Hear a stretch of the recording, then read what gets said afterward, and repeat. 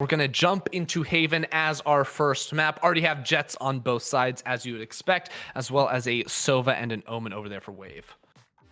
Yeah, man, these guys are nuts. I mean, I'm just even thinking back to the beta and then into the games we've seen in the past. Carcass versus Vac in a Jet duel. That's already got me excited in what we're going to see between these guys. Now, last time, actually, first of all, quick point. When Vac and CNET joined this team, I put out a tweet saying, like, curious to have both of them on the same team because both of them are op players with Jet. Now, CNET has been the one that's taken Jet again and again.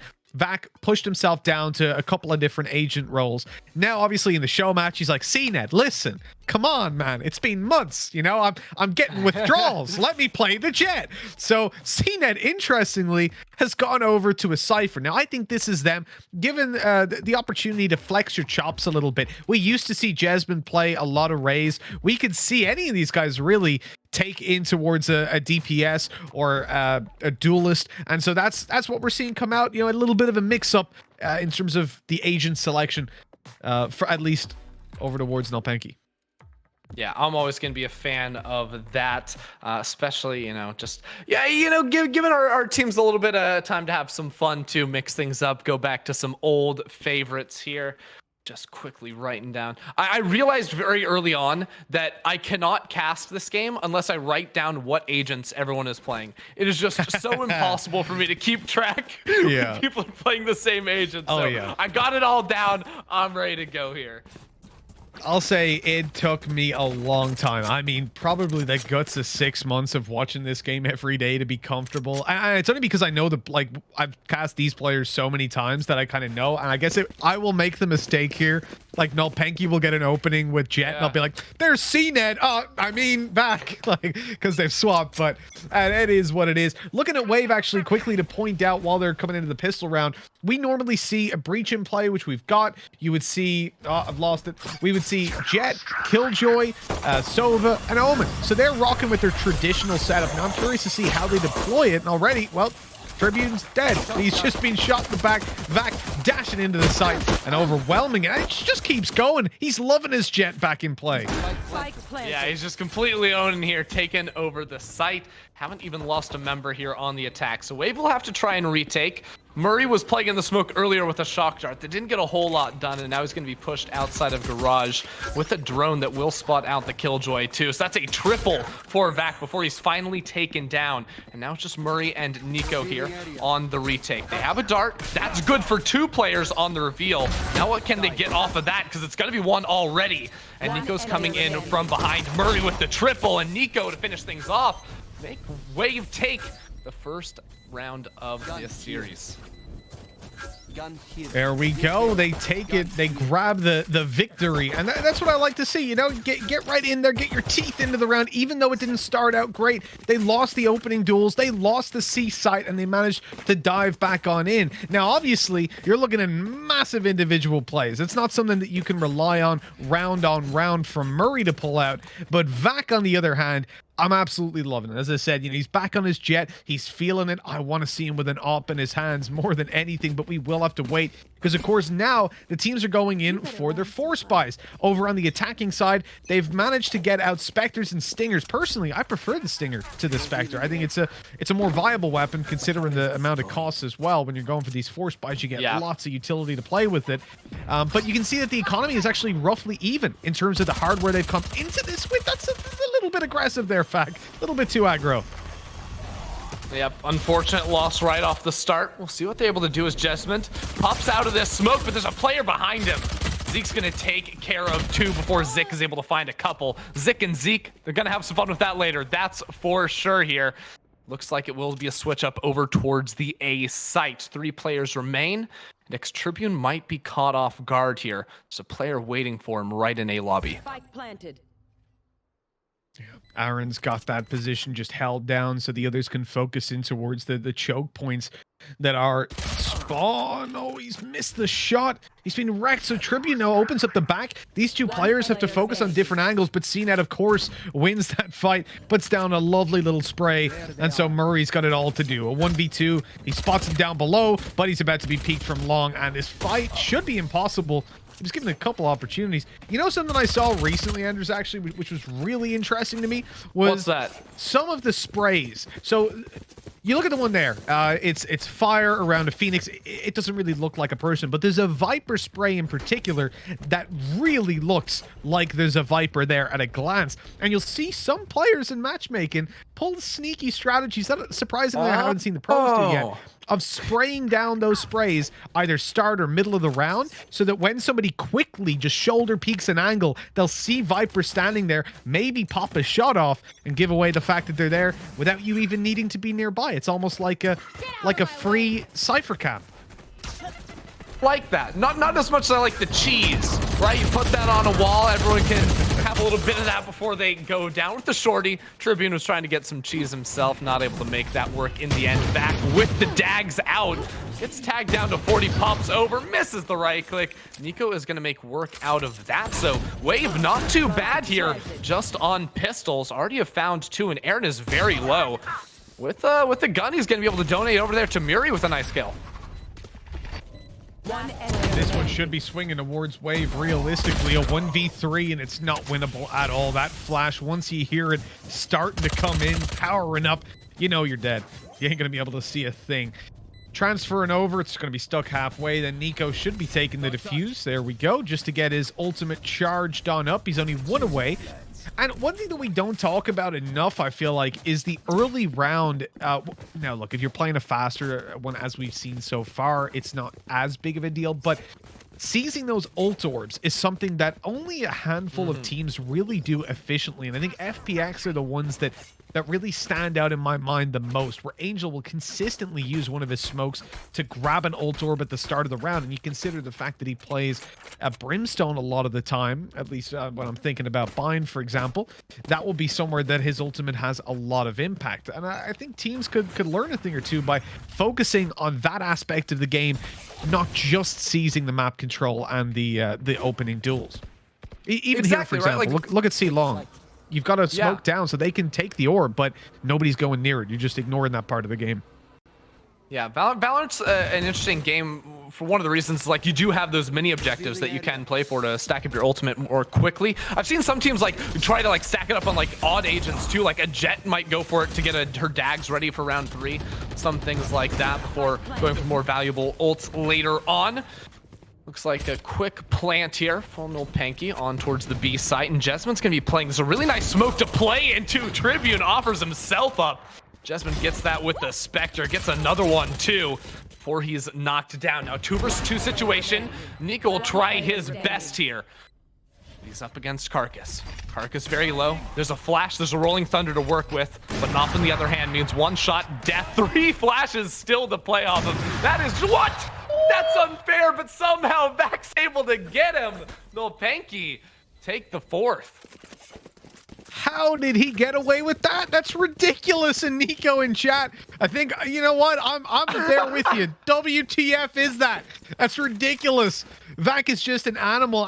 He couldn't see a thing. He could see how blind he was. Now, a quick point, you know, in a 1v1, Rolling Thunder, as you pointed out, was online. That stops you from scoping in as well as causing the stun factor. That would have been perfect when he heard that op shot and confirmed that it was an op he was up against. But he decided to go in for the play with the flashes, and most of the time he would win that. Oh no, Carcass! Oh, Carcass gets 2!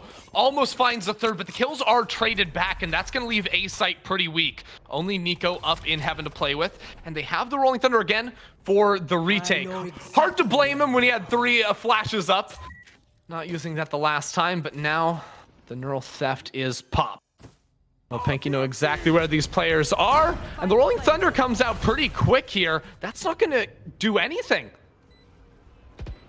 Yeah, well, what was the idea behind that? Maybe stopping them from actually planting, but it was well too far gone for that to come into play. So a bit of a wasted ult. Indeed, the opportunity not presenting itself for a kill afterwards, and now they've got to grind for these fights. Aaron's already got 1 as Murray pushes forward right into the shock dart, making it all too easy for the 3rd to come in from Aaron. This will be a push, but Nico, he's got caught on the ledge. He can't get down in time, and so it is time to run and save this weapon, which is a shame. Really, you only get the 1K. He won't be able to help out his teammates in dropping over, but never mind that storyline. It's gone as Aaron picks up his 4th kill of the round confirming his Hunter's Fury for sure for the next, and a third for Nolpenki.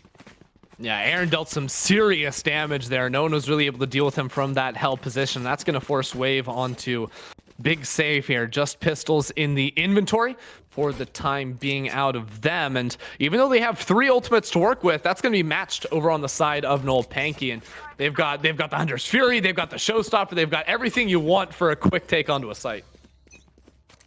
Exactly. They can play this one as fast or as slow as they want, really, and go for the burst of aggression in the late round. But you see them grouped up towards middle. They've given up map control. Smokes on either side of B. Showstopper popped straight on through to spawn, but Jesman, well, he can't see anybody, and they're going to go training all the way towards the A site. Zik, he was in danger of being hit. Oh, nice shot by Nico, but he's not going to get away with much more, and Murray's forced back by the rifles. They don't even know where they're going. Nolpenki, they're on a tour of Haven, and it's working out perfectly for them. It's the world tour. I love it. All the way into the defender spawn. And they work from B to A to C. Tribune almost works Zeke before being turned around on and killed himself.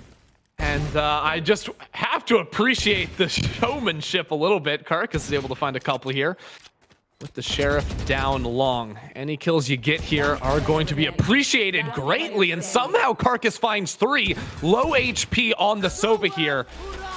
The Hunter's Fury is going to come out. One dodge is good there with the dash, the updraft. Not good enough to escape Aaron's arrows. That will be the round secured just by a thread, though, for Nolpenki. You know what? That is a YouTube series missed by Aaron. Just welcome to Aaron's Arrows. Today, I'm going to show you how to shock dart A side. That'd be fantastic. But yeah, look, overall, Nolpenki are showing confidence, man. These guys coming through. I've never seen that on Haven. A team within the space of 30 seconds see all 3 sites as a 5-man. They just pushed it together. It's like one of those tours where someone's holding up a flag going, follow me. Now we're going to see B. It's a speed tour. Only got 30 minutes. You got to see all the sites. And they certainly did. Right here, Hunter's Fury started the round. A curious decision. It clears out mid, but there's a TP into the back lines. Vac on his way to meet his teammate, and they've just completely locked out Wave from the C site. Ooh, Nolpenki, such good positioning here. Vac's gonna be able to find Joe, but he fumbles! He can't even get a single kill. He had 2 kills ready and the cancel on the lockdown, but he's not able to show up. And that spells some serious doom here for Nolpenki on this round 3v5. Oh my god, I've never seen Vac whiff in his life, and then he does it there. But he's up behind them. Those are the worst ones, really. Struggling to get back into this. Aaron picks up Nico. The op shot there from Karkas, and it's a 1 versus 4. Almost impossible to win. The swing from Aaron, he's got nothing. No shock darts, no Hunter's Fury from the previous round, and in the end, Aaron's arrows, well, they weren't there to save him in this round. Yeah, usually when you say Vac, you're talking about someone cheating, but Vac clearly toggled off when he was up in the window. That was rough, man. Yeah, quick on the XDs in all chat before he went through with that, and looks like Nolpenki will try again over towards the A site. Oh man, I mean, you're talking about toggling off. Well, why did he toggle off his monitor? That was ridiculous. my boy Vac, though, you know, he'll let that slip up happen once. You won't see it from him again. Jesman out there aggressively. He hasn't checked this right. So Zik's got a free kill, an extermination, but now they're hunting him. They know where he is in CNED. Well, he's not going to let him away with more than 1. No, he is not. That was wild. Jesman, it looked like he was concussed when he got that first kill. Kind of a miracle he was able to find anything. Once again, Nico up towards heaven while Murray is trying to work on the flank, but Tribune was taken down quickly by Vac. And now there's 2 players doubling up on the protection of long. He only sees the 1, so that rush coming out from CNED, maybe not as expected. Murray's still able to deal with him. Knows he's working low on HP. Zeke takes care of Nico, and as the shoulder comes around the corner, Aaron will do away with Murray. And so there we go, 5-3. A confident attacking side from Nolpenki, and they've got the rounds built up that they need at this point. I mean, it has been the odd round here or there, and the most important thing really for me is the fact that I don't think that we've seen Wave be able to hold on to a site even once. Now, at the same time, this level of pace is not something we see every single day. Look at this shock dart lineup coming in from Murray, actually. I believe that's going out towards long, not the double doors. So it won't actually catch anybody, unfortunately. Not on this round anyways. Might hold on to that one for a little bit later. As Jesmond again, he loves just sprinting through this B site around the corner, though Nico was expecting it. Deals with him, so one player down, but the spike will also be planted. Not in a great position to hold from window. 2 players in that area. Back will drop, and Zeke, oh, he's sort of backed into a corner, but actually does juke away from the Rolling Thunder. That one's not quite going to catch him, so looking pretty good for Nolpenki as Aaron from window takes out 2. Oh man, Aaron's the star of the show today. This guy's playing like an animal. Now the shock darts through to cover his teammates' push. That's ridiculous. So he's clearing the close angles, and there's no way that that player can actually be hit away. Aaron, 11 for 5 right now. And you know, on any given day, you can have a player play like that, but it's more impressive that you've got Vac and CNED on this lineup, and Aaron's the one doing the heavy lifting on the Sova, on the attack side as well. Like, this is where I expect those two now. CNED on the Cypher, obviously not going to be the most helpful for initiating those fights, but even still, you know, these guys hit shots. We saw it in just that round there from CNED, where he popped that jet play by Carcass, who was on the flank. He was able to deal with him, like, instead of knives in his hand, they were bread knives. And, yeah, you know, that's something I expect from CNED. I mean, you talk about taking space, initiating. I don't think I've seen Jesmond with his gun out. The man's just blast packing forward every single round. Tribune and Murray get a couple here.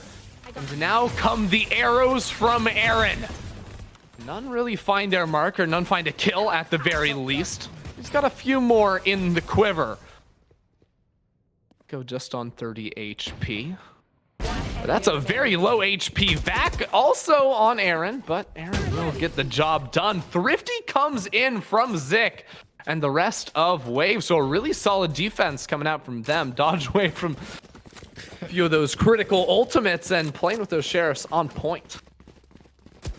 Yeah, Nico's not being a happy boy in chat is I think it's understandable. This is Phantom not quite doing the work, but you know, when I'm looking towards Nolpenki in the position they're in, 6 rounds on the board, they should be feeling pretty damn happy with where they're at. And you'll notice Jesmond at the moment 3 for 10, right? He's not getting the kills, but what's important about his play so far is the space that he's creating. I've mentioned how Nolpenki are playing this super fast, very aggressive play. Just because Jesmond isn't getting kills off of it, he's actually clearing out a lot of the map and finding info on what map control they can seize for free. That's allowing Nolpenki to get onto these sites for free. This time, that ain't happening. They're being shut down across the board, and now with only a handful of, just 2 left to work with, this isn't looking fantastic, because they'll have to seize back the 2-man disadvantage. This lurk may be unexpected. Jesmond isn't entering and is able to dodge away from that drone. Oh, Tribune! Not looking at the right place, and now Jesmond comes in with the blast packs. We've seen that one before, but unfortunately no one's really waiting for him. So this ultimate may not end up doing too much. No, won't be a face tank from that one. So Jesmond gets onto the site with the entry kill. Now the whole team comes swinging over, and the spike will be planted. Wait. What? Zeke, you alright, bro? I think he was calling that he would paranoia for them to push, and then they didn't, so he paranoiaed them. Punishment, I guess. You gotta listen to Zeke when he calls it, or he's gonna get you. A flank by Murray, though. Easy pickings. A 3K for him in this round, closing it out with 5 on the board. Wave have now gotten a decent amount built up. You've got the transfer, the defuse over towards the breach to allow, obviously, the build-up of his ultimate. I think for Nolpenki, look, they were in a 3v5. They come out of it having taken down 3 of their opposition, but you won't really see any benefit for that, considering you're walking into the last round, and they will still get a full investment over on the Wave Esports side. Yeah. Now, Mitch, correct me if I'm wrong, but earlier in the show, you were saying that Paranoia was the strongest blind in the game. Well, right? that's pre-Sky. I don't know how Skies are playing out, okay. but yeah. Fair. Yeah, because I was just going to wonder, well, like, the merits of using it on your own teammates as opposed to the enemy. Yeah, I don't think there's any, to be honest. Unfortunately. That was the correct answer. Throw that one away.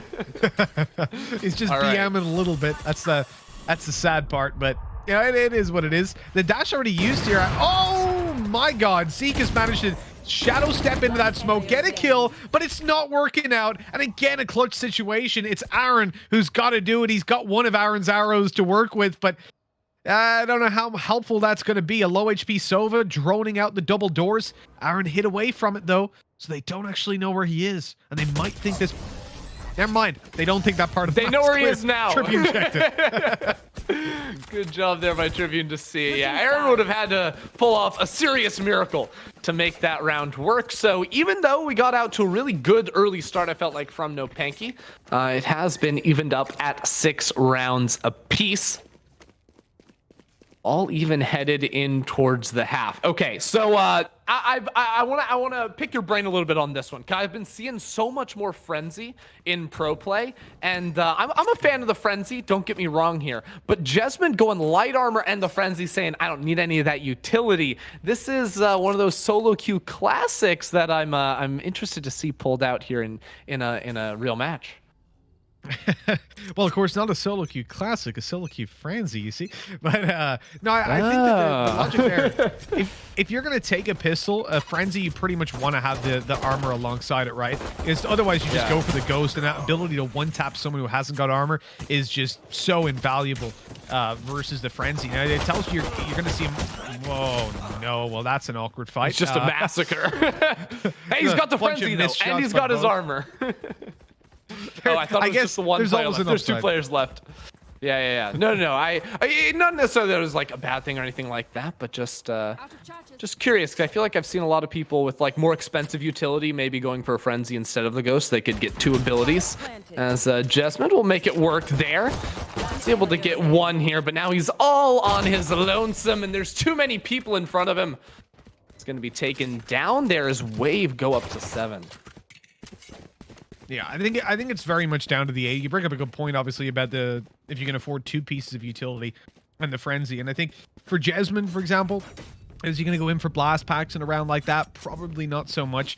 I think the armor is the better call. But if you are playing somebody whose utility is going to be pivotal, let's say, for example, you're playing a Cypher, it could definitely be more beneficial to you to invest into utility rather than your frenzy, or rather than a ghost, excuse me, 1 piece. So, yeah, it really comes down to which agent you're playing. Either way, though, we have seen the 7th round swing over in favor of Wave as they get into the lead for the first time in a long time, as Tribune, well, he's trying to get something done, and he does pick up Jesmond. They're going to clear it out with a nanoswarm. That does delay their push, but I suppose it's worthwhile to ensure that there's no shorty holding up close. Oh, Carcass going to get a kill before being removed himself here. There wasn't any sort of force really coming through for Nolpenki on this one, so they're just gonna drop quickly. Aaron will try to snipe out the planter there with a shock dart, but to no avail on that.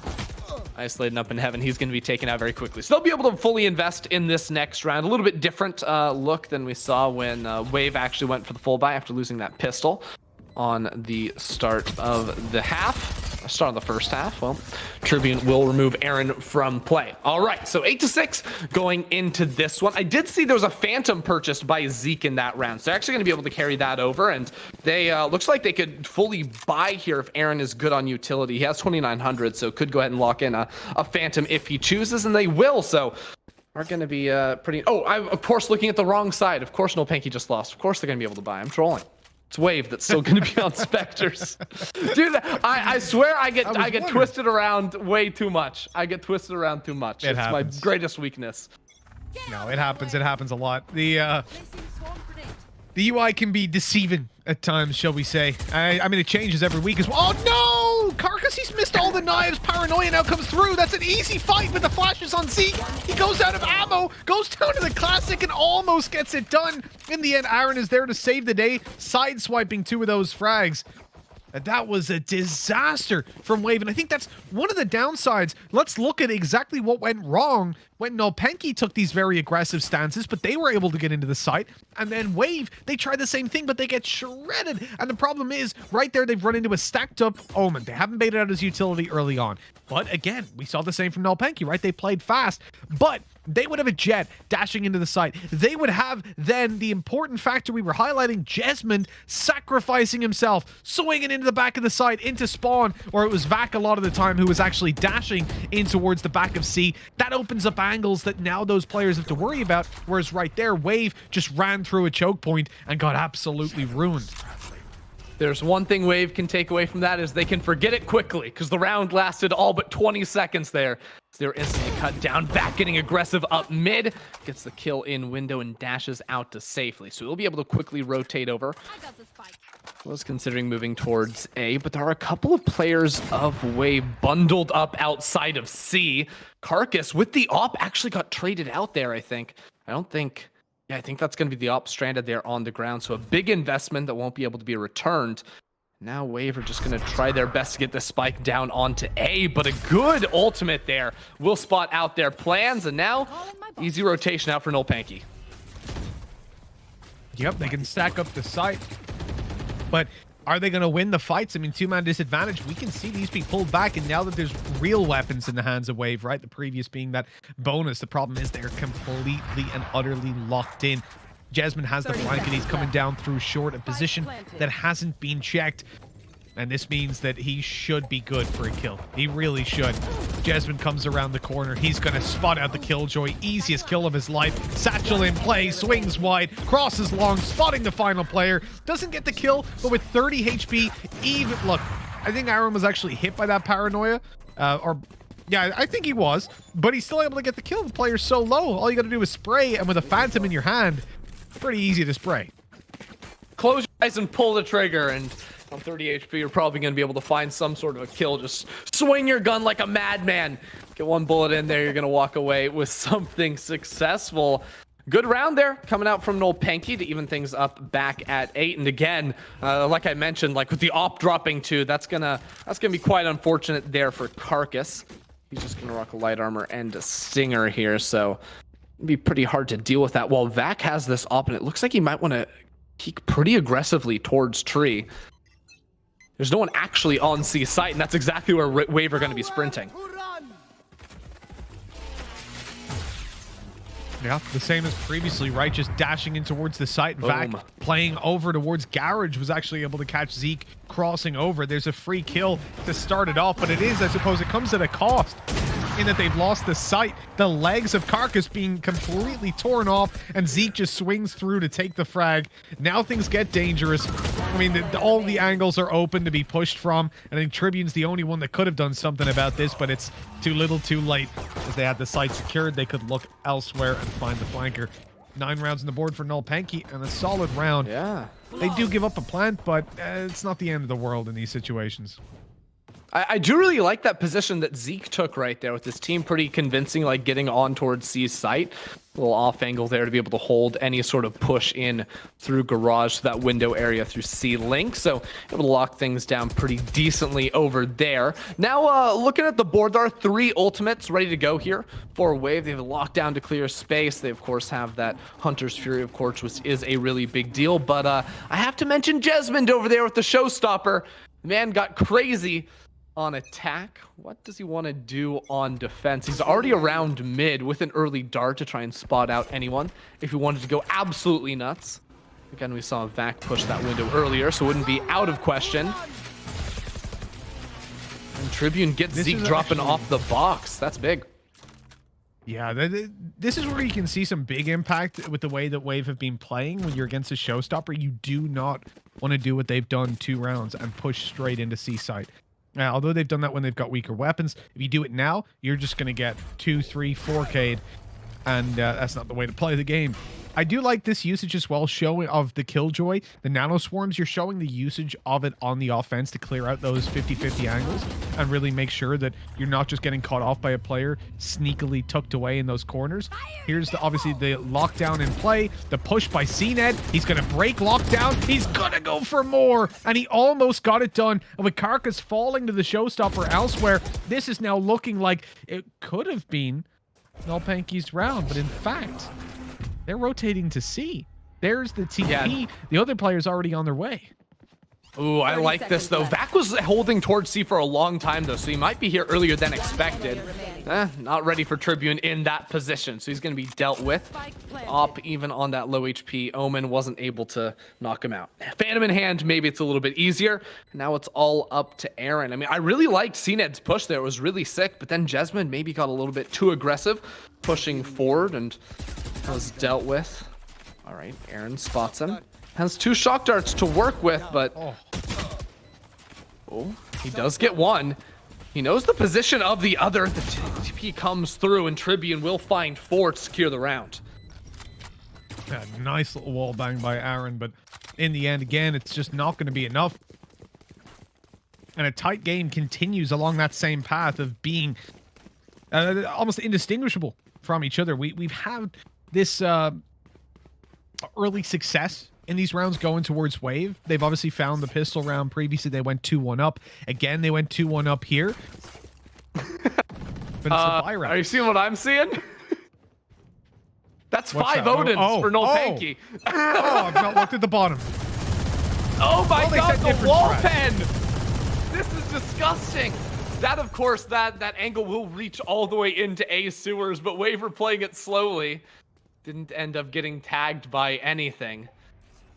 So Wave should know there's at least one. Probably they were able to hear the 2, but that's a lot of guns to be able to listen to that. There's 5 in all actuality.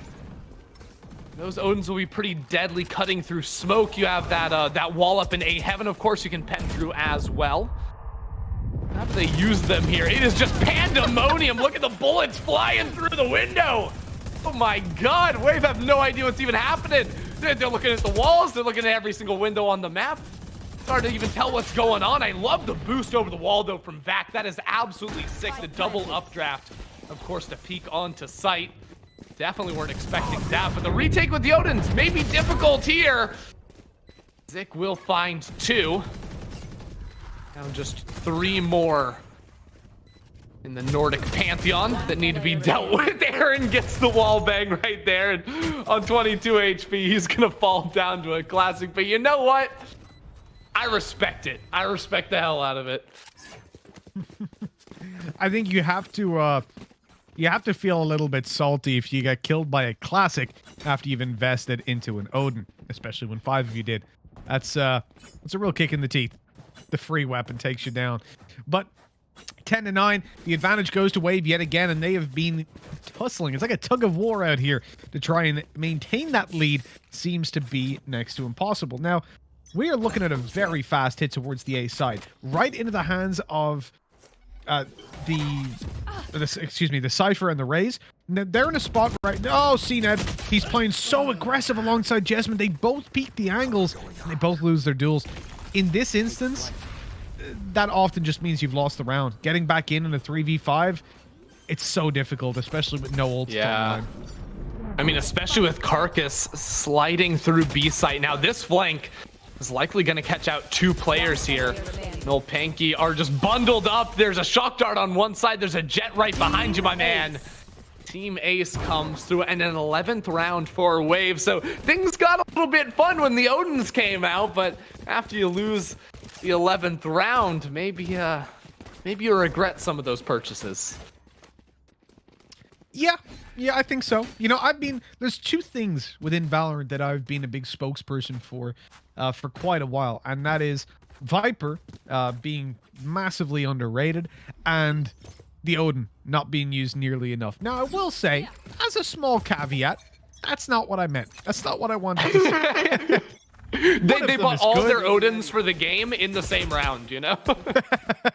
Exactly, right? Because it's so costly, and the range... So, I personally feel like it's one of the best weapons in the game. I absolutely love the Odin. It brings so much range, but it's like an operator. It's a great weapon. Are you going to buy 5 of them? No, don't do that. Oh, this is... Murray is playing what I would consider the cardinal sin. Not because it doesn't work, but because I hate people that do it. He's sat in spawn, and it's so unpredictable. You do it once, and it works, and there he almost got away with the kill. Yeah. Luckily for Nolpenki, they backed away from there. And Jesmond does get 1, but Wave did a good job. Have removed 2 players from the board, and That lockdown will slow things down for the time being. Wave pushing here, and oh no, I don't think Sova's ready for this one. Aaron will fall, and now it's all up to CNED, who sees one, but the daggers come through, and I mean, Carcass brought a knife to a gunfight, but he brought 5 of them, and apparently that's enough. Match point. Apparently, who would have thought? 12-9.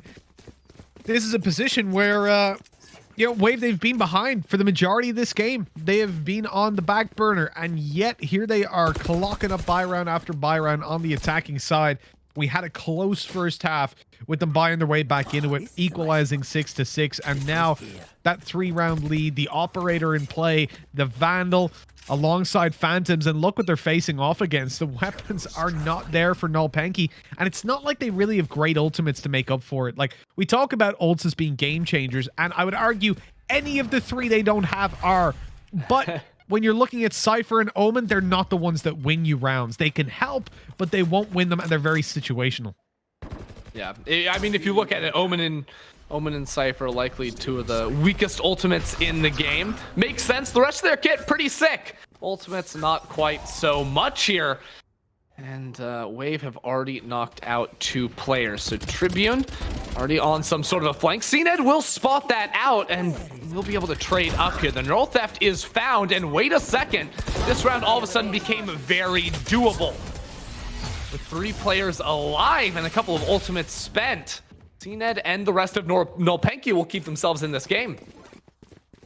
Aaron's going to be kicking himself. He popped that at just the wrong moment as the round ended, and then realized, oh no, I've thrown away the one big ult that they had. Now, Jasmine is just about to have his showstopper. The problem is, his task is holding down B, so he actually doesn't have the opportunity, even if the players go towards the other side, to find an ult orb. He has to get that one remaining point by finding a kill. And other than that, there are no ultimates about to come online. Now, on the other hand, when you look at Wave, there's an ult orb on long. Nico's 1 away from Rolling Thunder, and that can help quite a bit when it comes down to pushing any side. And that's why early on, you see them go towards this part of the map.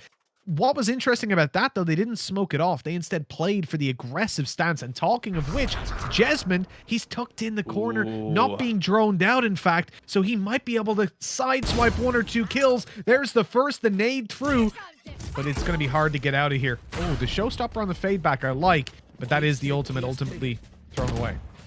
It didn't do any damage there. CNED, though, playing off his smokes. How aggressive does he want to get with this? Because he's in a great position to get 1 there and a second. Huge play coming out of the Cypher, and through the smoke gets a 3rd before Murray does some work of his own. The quad kill on the Sova, but now just a sliver of HP. What utility does he have? He has the ultimate. That's absolutely massive. Can play offsite with this. Doesn't have to take any trades. And the shock chart too softens him up. So now this Omen is on half HP. The Hunter's Fury for the ace. The entire round, the entire game, it had been Nolpenki Sova that was showing up big, but when it matters, Murray says sit down, and he takes Haven. That is just fundamentally ridiculous, especially the play at the very end to use the shock dart is nuts, because you end up in this position where normally he would have fired the first charge of the Hunter's Fury. The second then would have been avoided, and the third would be useless completely, because that player is just going to tank it and stick it halfway, then take the fight. But there, because the shock dart hit, all 3 matter. It only takes 1 to kill, and that's why you saw the kind of panic in the end where they realized, like, oh, there is physically no time for me to win this round. It's over. It's done with. Gorgeous work. And I mean, we talked about Aaron's arrows. Maybe we should have been talking about Murray's, because that was a nutty game from him, as you saw on the scoreboard there, topping it out and really dominating on an individual level. The Sovas being the stars of the show. Yeah, and that was not an easy round. I think it was a 1v3 situation at the end, all the way down long. Really excellent play coming through from him. And, you know, we had an Odin round. That was a lot of fun, but this was a very evenly matched Haven, and has definitely set us up to have a pretty fun night. Assuming Nolpenki can take Icebox here, we would, of course, end up going to Bind, I believe, yes, as our 3rd and final map. So let's go ahead and jump onto Icebox here. I am ready to cast this map. First Icebox game I've gotten the pleasure of casting, and let's get right into it. Well, I've had one before, and it was with Vipers on both sides in the previous show match we had here as a third map decider. Now, Vac, interestingly, so he's come off the Jet. It's gone back over towards CNED. He's taking Sky out, showing a little bit of a different side. And I think, no, yeah, definitely, this is going to be my first time casting Sky. Haven't had the opportunity in the previous games where players have been straying away from her. All right, a lot of firsts. I'm a fan of that personally. Get to expand our horizons a little bit in this game. Ooh, a little Reyna for Zeke as well. So getting a little more aggressive there with a couple of duelists. It won't be Jesmond's Raze this time around. He'll be on Omen duty for the time being. But surprising to see actually 2 Sages. So this to me reads like very clearly that a lot of people like Sage on this map. And that's the Viper that I've heard a lot of rumblings about on the Icebox as well. Yeah, Viper, we've seen viability on a couple of maps. And I mean, the one most recently that really rings out is FPX, where Angel picked her on, I think it was on the attacking side as well of Bind. And that was a surprise to absolutely everybody because Angel plays exclusively Brimstone or Omen as the entry fragger. So that was really interesting that he pulled it out and he showed a lot of viability for it. Now, on Icebox, I have heard, and I mean, it makes sense, a lot of teams have been practicing with Viper. And you think about the interview we had earlier, what was the one thing that came out of it? Too many angles. That was the first thing that we had was there's too many angles on that map. And what does Viper's wall do? It cuts off angles. So it can be pretty helpful when you're getting into these very open bomb sites. Yeah, it's a really tall wall as well too, so definitely stop some of those higher ones. We'll see the lineups going through. So this one's gonna cut off all the way through tube and the back of spawn, it does look like there. So pretty nice wall, and that's gonna be another wall popped up here. So an early boost up here from Nico, and they can hold this from 2 angles, right? You hit them from low, you hit them from up high, and the snake bite too to get the push. Wow, this is really interesting straight away. Yeah, Nico, look, he's caught them off guard. Get the snake bite to get that little bit of vulnerability to help them out in dealing the damage. So, Murray, he underestimated how quickly they could get up there, jumping up on top of the boxes to the left. Now, heavy pressure being applied as Nolpenki moved towards the B site. Smokes absolutely everywhere. Tribune fades through one to catch a kill. They know the spike is down. Murray was gonna fire a snake bite through to it, but realizes now, Carcass. That was aggressive. That was very aggressive, but he's gotten away with it. 1 kill, maybe 2 for CNED, but the ammo gone, and so too is his life and time on this earth. The one way from Murray not even shown off. There it is right there.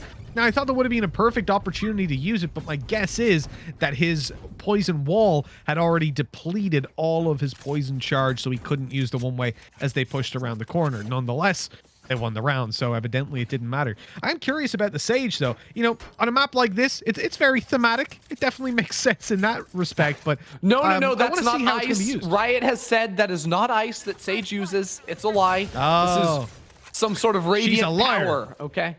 She's a liar. She told me it was an ice wall. I won't stand for this. This isn't Overwatch, okay? This isn't May. All right, looking Carcass due up mid there. Hey, gets one there with the ghost. Good work from him, but Jesmond had actually teleported up on top of the box here. Everyone's up high on this map. It's all these angles you hate to deal with. Zig runs out of bullets, but so does CNED. That's an uncomfortable situation, but ultimately quick work there out of Wave. Yes, indeed. Wave, well, they're coming through. Although in this map, I think typically there wouldn't be much motion from a wave. It would be firm. Yeah, aren't they on like an actual field of ice like they are on the ocean is what it looks like to me? Not much, not much waves going on. Exactly. It would be nice and solid. Much like Sage's wall, which apparently isn't ice. I hadn't heard that one before. This solidified air. But either way, you can see that I want to see how it's used on the attack more so, because look, a map like this where there's so much hype, it's something that makes me a little bit nervous, you know, where your slow's going to be used, because they can be avoided very easily. And right there, Nico, good for the trade at least. Carcass. Oh, the angle. Oh, the position, it's so good.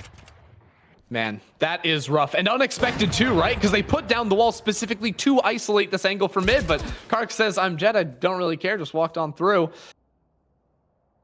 Aaron, we've seen him pull off some magic before. Won't happen in this round. That's going to be a third round secured here for Wave. And I wanna go back to how we see Wave continue to play this B site, because I really like this. I think you want to get aggressive over on B, and you see they play aggressively up on that first box there with Sage. They have Murray play down low with Jet. Also, you can jump and boost all the way on top of Yellow. And I think any combination of these where you can completely isolate off this B site and threaten quick pushes into enemy territory is always going to set you up for success. And Murray's getting me excited, honestly. He's giving me tingles in places he shouldn't be, because that right there, we're seeing all these one ways that he's throwing out. I'm getting really excited about the viability. Oh! Jasmine's playing the limbo. He's gone right under Carcass's ultimate. This is awkward. The pistols, they're getting the work done. What's going on, Enders? Yeah. I mean, Zik was even trying to use the turret right there to give him a little bit of a shield, and he still ended up losing out to a Sheriff. Already with 2 members dropped. The thing is, though, Murray sees the spike. They didn't bring the spike with them. It's all the way back here, and Murray has his smoke. His smoke wall doesn't have a lot to play off of here. That's set up more towards B. He's all the way up high, so even with a couple of early kills here, down to not looking the best for Nolpenki. Nico's up in kitchen. Has some options as to where he wants to play. It looks like he wants to push all the way down through tube and try to support his teammate over on the spike, but they expect he's here. Oh, but it's not good enough. Nico's able to get the first kill, and now they know there's players on both sides, and both players win out their respective duels. Wave are mopping up here on Icebox. And of course, that round was a bit of a save right there from Nolpenki, but it looks like it could be grim for just a second there for Wave, but that bomb being stranded all the way back in spawn made it a little bit too difficult to work with. I do really like the versatility that we're seeing towards the B defense, or B offense, I suppose, as it really is from Wave. Now you're seeing a Jet come over, so this is going to be another possible height angle, but actually it looks like Jet's going to play down below, holding with that operator to try and find a kill. Now, they've heard that teleport, that shadow step. Maybe they didn't. I overestimated the range on it, because Carcass, he seemed none the wiser. Now a teleport to come in, going up towards the back of B. Oh, this could be dangerous, though. I think they heard that. Within range. They heard it. Yeah, that's unlucky. Yeah, I do like that spot to try and TP into, though, as opposed to going into spawn, because a lot of times you'll see people just go into defender spawn. Murray gets the kill and now moves up towards heaven. A good wall late into the round to try and isolate the rest of the site and force the defenders up towards heaven's side, but now Aaron is caught all on his own one more time. He hears the footsteps above and gets shot in the face. Tribune takes care of him. And again, Nolpenki looking a little bit out of sorts on this map. Yeah, a little bit. You know, you look at Nolpenki on the offense and what we saw in the previous, it was all about confidence. It was all about aggressive stances in the very early round. Now, that's something you can't quite do in the same fashion on any other map than Haven, but even more so on a map like Icebox. Now, you're talking about comfort of players is being an issue straight away.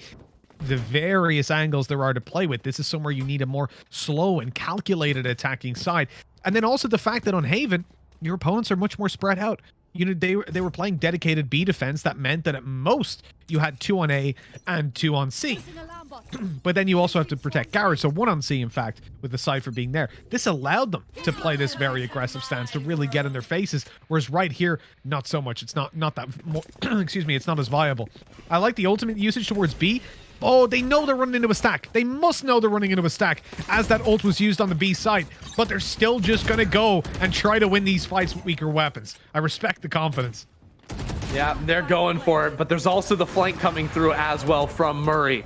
That has to be respected. CNED has the Blade Storm out and ready to go, and he gets 1. That's going to be big for him, but now it's just Zeke here. On Reyna, that's the best agent to try and play these clutch situations with, but they're all around, and the lockdown is about to pop. Murray will take him down. Not a full investment, I don't believe, from Nolpenki, but nonetheless unable to secure a round win. That could have been possibly one of the coolest plays we'd seen. If Reyna had found the kill there onto Murray, and this is something I haven't tested, but I imagine works the way I think it does. if she was to dismiss as that lockdown popped, I don't know that she would be detained by it. It should ignore it. It ignores other ultimates, right? So if that's the case, and again, I never thought of this, so I must go and test this after our show match here. But then he was literally one bullet away from the kill, from the dismiss, from surviving it, and a 1v1 that was definitely winnable. That could have been sick. Yeah, well, one of my favorite interactions there is actually you can use Omen ult at the right time to teleport away, and then you cancel it and pop back into the lockdown. True. And using that, you can get out without being locked down, as it were. Well, Murray going to be found out very quickly in the round by Jesmond, and this is one of the few rounds, this round and the last, we actually saw Nolpenki not committing those two players over towards B main. Harkus takes out his counterpart. And the trail comes out, so Wave one more time, absolutely destroying Nolpenki and Jesmond. He tries to go up to yellow. Oh, but it's spotted out. Not good enough for the kill, but Omen has to teleport down in order to prevent taking damage. We'll chip him just a bit away, and that spike is very far away over towards mid. That'll be the round. And it will. The round ticking over to Wave yet again, and I mean, this is unexpected, considering how the previous map went, right? I mean, you look at Icebox, it's not like we're in a position where, I don't think so, at least, where the argument could be made that it is this defender-sided, that you don't get progress in a lot of these rounds even. I mean, just look at the timeline there. Two of these rounds so far have been diffuses. Other than that, it's been a lockdown without the ability even being used. It's true. And, you know, I was excited coming out of the first map because, of course, Nolpenki is the team that qualified for First Strike. Wave cannot say the same. Oh, Nico goes aggressive, and maybe in all the noise, the confusion, he was not heard getting into this position. This position absolutely deadly. Rare that you end up checking it, but no discipline on the trigger. Will mean he is traded away, but Murray's also here and must be dealt with. Aaron is good on his shots, and the res does come through. So now it's a 3v3 one more time. Two ultimates ready to go. Oh no, CNED peeks at the wrong moment. Zik on the flank. And well, those hopes were there for a moment, but now they are all but gone as Karkas delivers the final blow. 8-0. That is a ridiculous scoreline. And I mean, it's just getting more so as time goes on. The only disappointing thing over towards the Wave side, in all honesty, is that Tribune's got 7 kills and not 6, because then it would be, or even 6, because it would be nice then. But they haven't done that for us. They have, however, got 1-2-0-2-1 in assists, which makes me happy. I was actually going to flame Wave, because right now they have 2 players on max money, and they did have to purchase a couple weapons, and they didn't request a weapon. What are you doing? Min-max to the fullest. That's all I ever asked. That was both Omens just ships in the Knights there. It's kind of crazy. Karkas is good for one. Zik pushed forward on the zip line, and that is not expected at all. Jesmond is constantly over on the flank, but now Vax revealed his position, and he's blinded. And he's removed from play. It's just complete domination from Wave. There's not much else you can say. Jesmond just accepts his fate and walks into the spray. So at the start of that previous round, we saw I think it would have been Tribune then, going for the teleport up on top of the Sage wall to then move up. That's something that I haven't seen used. Obviously, I haven't seen Sage on this map, actually. This is the first time that in the games I've been watching or casting that they've actually picked her. So I'm seeing the viability, definitely. One thing that's noteworthy on Sky right now, Vac has got 0 kills. I don't, look, there it is. There's that interaction perfectly caught by our observer. Tribune going on top. That's really, really interesting to seize that height early on without risking TPing in the open. You're actually safe TPing up there next to the wall and then stepping on top. That's a really, really interesting usage of utility. Yeah, I really like it. Especially because it's like hardly slanted either, so it's really hard to break that down and actually push into tube if you wanted to on attack. One more round, another secured by Wave. It does appear. Aaron will be taken down. Okay, so that becomes 10 rounds now for Wave, and I'm not gonna say it. I'm not gonna say it, but you know what I'm thinking.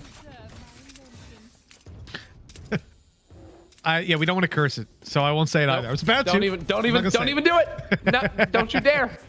Don't you dare. 13 rounds is the number someone needs to win, but we won't. Yes. We won't say the final score. But what currently, Nolpenki have 0. Oh, there we go. There we go. Now, of course, we did say that when it comes down to Nolpenki right now, 2 things. Firstly, we don't know what level of preparation they've got for Icebox. Here's a 300 IQ strat.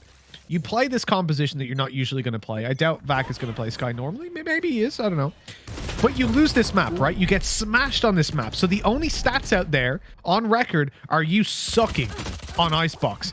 Then you go to First Strike, and a team just takes a quick glance and goes, hey, should we pick Icebox? These guys suck on it. And then, boom, you're coming into the full force of the Nolpenki Icebox.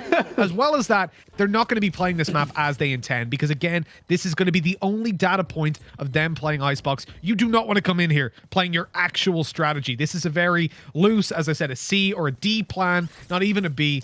And so it is going to go wrong, right? Whereas Wave don't have to conceal it that much. Yeah. Well, one team... Oh! Jessamine takes out Murray. They were not expecting him to be on top of yellow right there. Zik stuck in the 1v3, and this box is pennable, but they are... Wait, do they have time? Oh, no! How many get detained? 2, both of them are detained! Where are they, though? You have to go on the hunt. He doesn't find the Reyna, and the Omen's too far away. There's no time. Zik's gonna lose the round, even with the double detain. Oh! Zeke, he tried to juke out of it. He's trying to do it, but of course that explosion does return, so it's a little bit difficult to juke away from. That was interesting on a number of levels. First of all, never seen a dismiss inside of the spike explosion. I wouldn't have assumed that you'd survive that, actually, but obviously he didn't, but had he made it out. And the other thing is as well, there was a gambit there. There was a gamble for sure. Zik had the opportunity to either kill both of them, and for that, really, for me, you need to know where they are, or just go for the stick on it. But he decided to go for the kills. The second he made that choice with how spread out they were, it was over. Look, we didn't even say it, and we cursed it. That's how serious this is. Jesmond, you know, on Haven, he was going crazy on the Raze clearing space. That doesn't really clear that much space. He just gets taken down pretty quickly there. So after a round win, final round in the half, looking a little bit tougher. Though Aaron is good for a kill, and Vac, that may be his first kill of the game. We'll have to pull up the scoreboard after this, but that may be his first kill. Couldn't have come at a better time. Maybe 10 rounds ago, but you know, we take That's it. what I was gonna say, you know. Probably was a better time for it, but look, Murray, he's been sick so far. He's shown us depth, and they know they flashed him. That's the thing. That's the benefit of Sky. I'm thinking for a split second he turned away. Okay, maybe he can sneak out, and I'm like, no. She said, hey, I'll flash them, mate.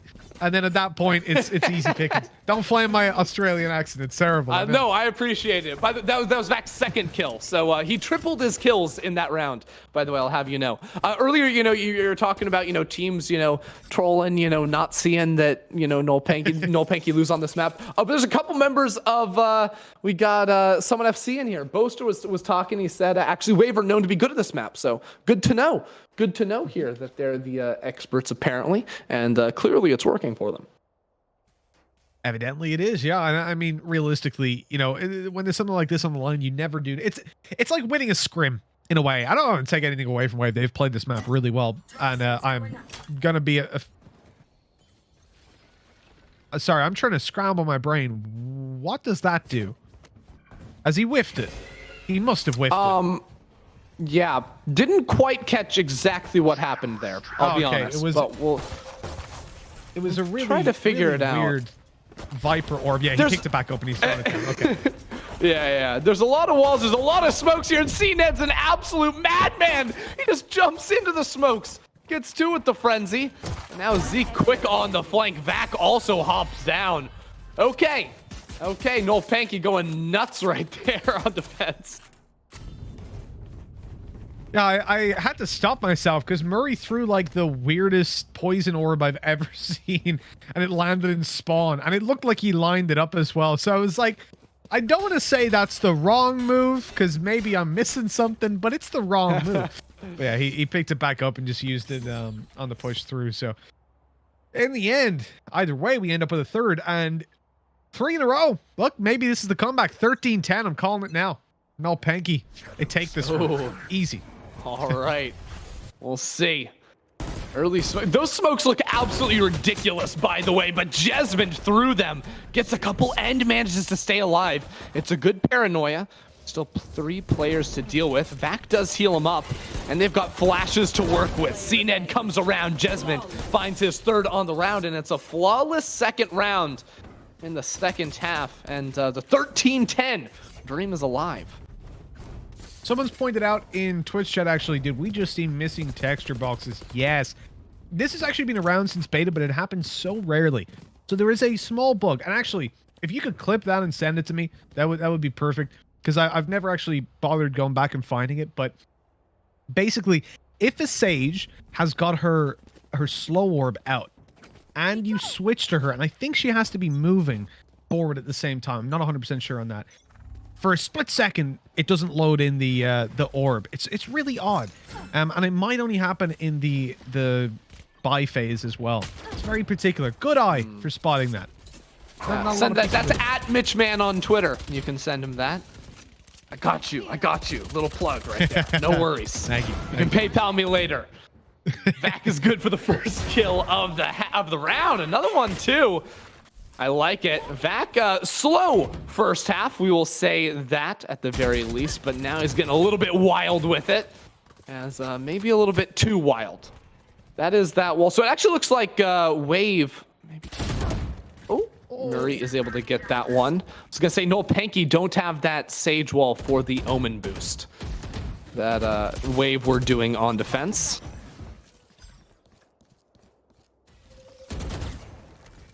Yeah, well, that was a unique play, that's for sure, in terms of at least what I've seen so far.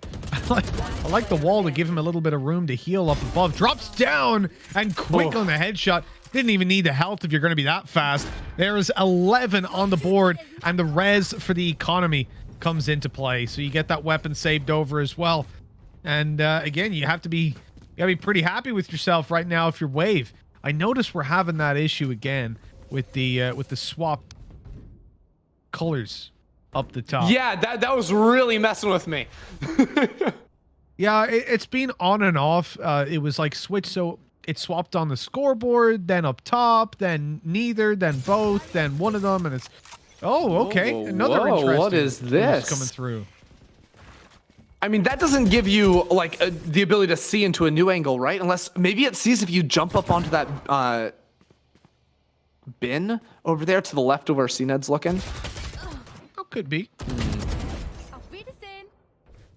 I think there's a wall a bit in the way. Unexpected. Yeah. It's just like for crosshair placement. I think when they come around, they're not expecting it. But when you look at that 4 rounds, man disadvantage, a lot of pressure now in play when you're over towards Nolpenki. They're on the rotate to A, but look at that flank. It's so perfect by Murray. Nice bug agent. So slow too. All right. He sees him quickly there. Knocks out Aaron. This is bad news for Nolpenki here. 1 versus 3. It's just Jesmond. A lot of talk in chat about Wave not getting flashed somehow. But it is what it is. Jesmond will have to make this work. Else it will be match point. It'll be series point as well. Jesmond is vulnerable in it. He's double vulnerable. He's so vulnerable. Especially Nico's Phantom there. He is down, and Wave are 1 round away from securing this Showmatch series.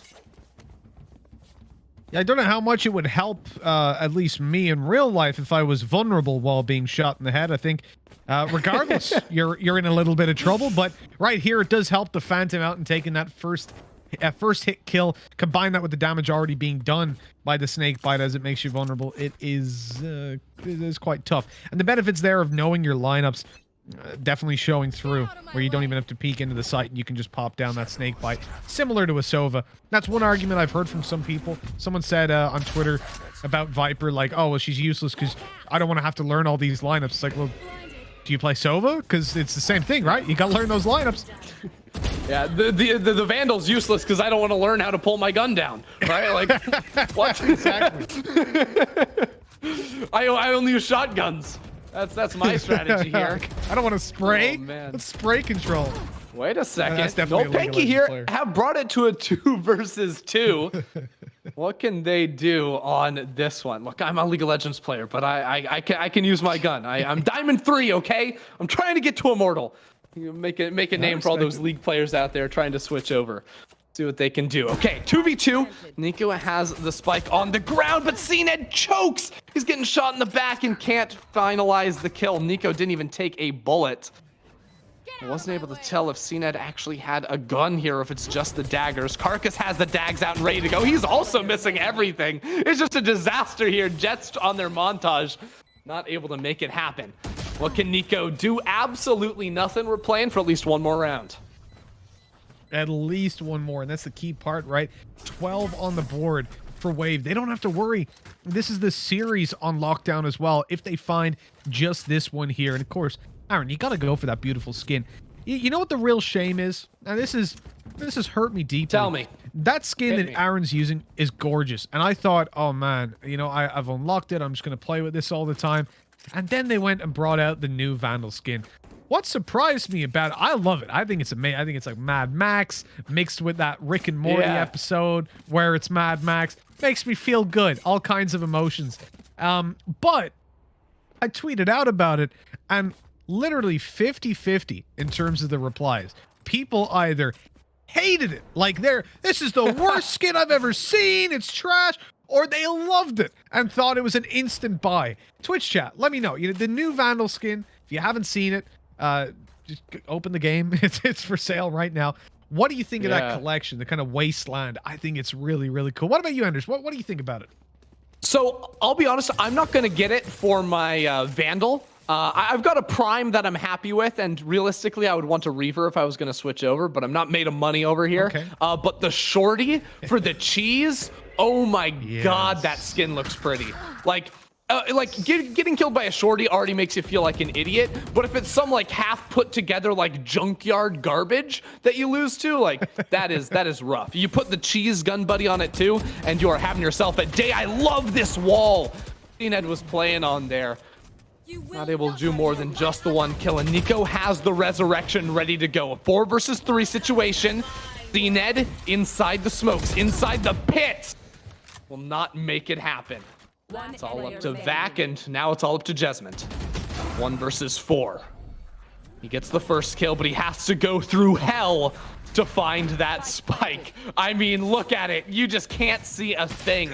And there's players playing outside of it. Zik finds the kill, the 13th round, the second map, and the Series 1 for Wave.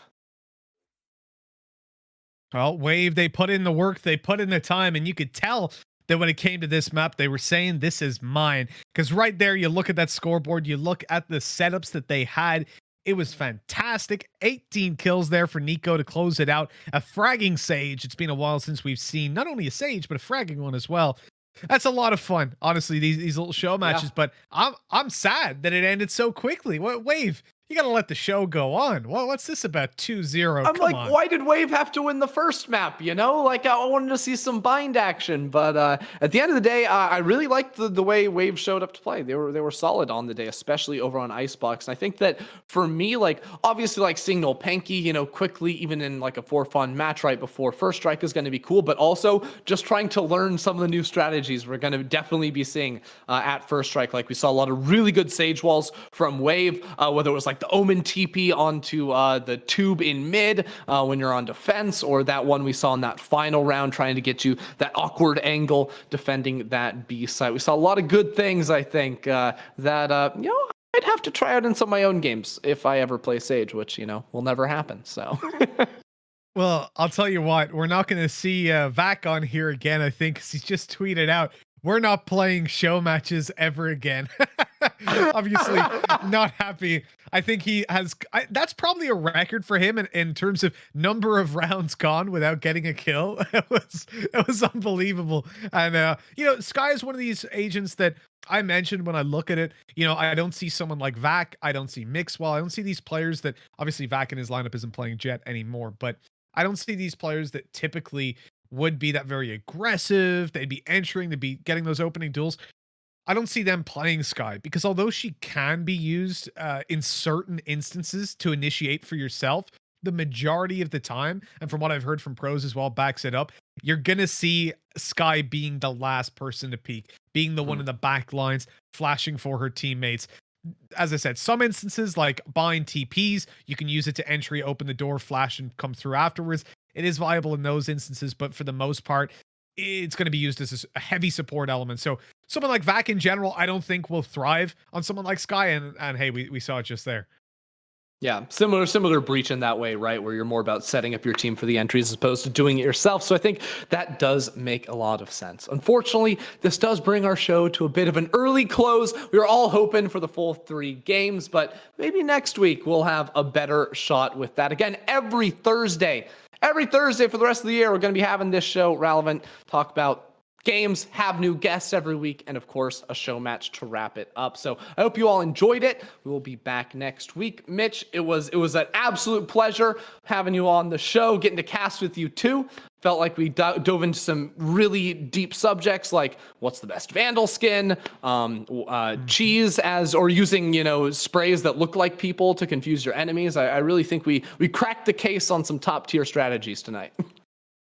Absolutely. We've given some strats away for free, Anders, and I think that's in a way what we're here for. But of course, people can hire us to develop their team personally. No, we don't do that, sadly. We're maybe not quite at that level yet. But if you want some random, if you want to pay us, I mean, I'm down.